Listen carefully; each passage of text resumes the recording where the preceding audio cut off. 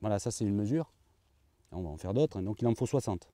60 mesures par parcelle étudiée, le tout en seulement quelques minutes. C'est l'avantage de ce prototype nommé le multiplex. À l'intérieur, un ensemble de capteurs. Ils envoient sur le raisin un signal lumineux et réceptionnent en retour plusieurs données qui vont permettre de connaître la maturité du raisin. Il y a le sucre, l'acidité bien sûr, mais si on veut connaître parfaitement tous les indicateurs de maturité, l'analyse de la peau est un élément primordial. Alors il y a la dégustation des baies de raisin, l'analyse chimique, mais là on gagne du temps.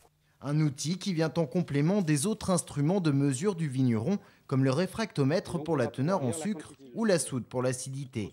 Avantage du multiplex, la rapidité dans le traitement de ces données numériques. Un jour seulement, lorsqu'en laboratoire, les analyses peuvent s'étaler sur 2 ou 3 jours.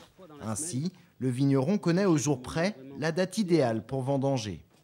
Depuis quelques années, les vignerons se sont rendus compte que le consommateur voulait des vins ronds, des vins sans astringence, sans amertume. Et pour cela, il faut des raisins très mûrs et que la matière colorante soit très mûre. Donc cette technique apporte une information sur la maturité de la peau du raisin. La technologie au service de la vigne. Les professionnels du secteur l'ont bien compris. Le multiplex permettrait à terme d'améliorer la qualité du vin grâce aux informations qu'il délivre.